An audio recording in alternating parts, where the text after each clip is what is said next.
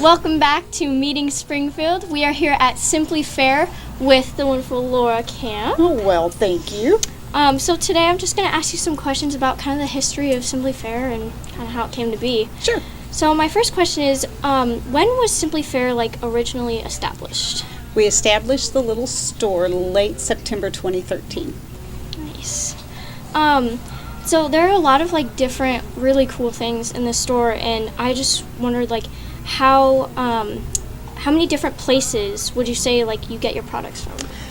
We are sourcing our Fairtrade products from over 40 different countries, Wow. hundreds of nations within those countries, and villages all over the world.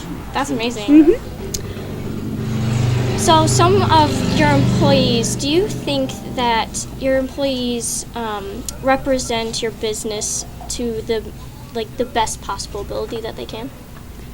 I think that every new employee that comes in typically has a heart for Fairtrade and the mission of Fairtrade to assist them to best represent the concept of Fairtrade. We educate kind of on the fly. Yeah. Whenever the new products come in, they get a little tour around the store. It's funny because a new employee comes in, or an employee that's worked with us for years, but say it's a new shift and I've just gotten in a new product. We'll run through what the new product is. We'll talk about what artisan group created it, how was it created, what natural resources are pulled upon. And so they kind of learn on the fly. So I expect, one, that they have a loving, giving heart, and two, that they learn quickly the stories of our product. So what would you say Fairtrade really is? The whole idea of Fairtrade started in 1946, directly after World War II.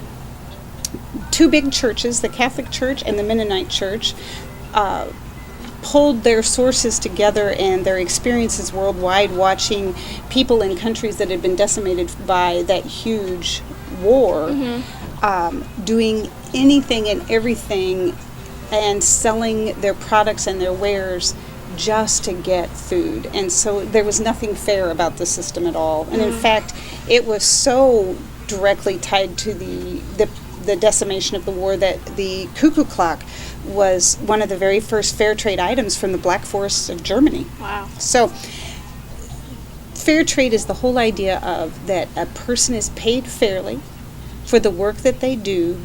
That fair wage allows them to move their families forward in a thriving situation, not just a surviving situation.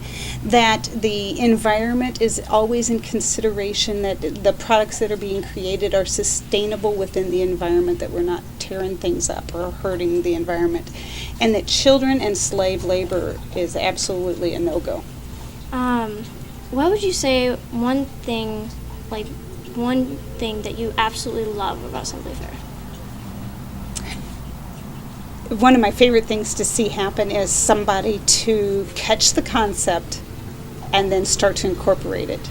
That aha moment standing in our store when they realize that there is power in their purchase, that there is such a thing as voting with their dollars, the whole understanding that my little change in behavior on this side of the pond casts a huge ripple on the other side of the pond. And it's fun to see in their eyes, all of a sudden they go, oh, you got it. That's probably my most favorite part, because for every person that catches the concept, we start to polish our little corner of the world and make it brighter.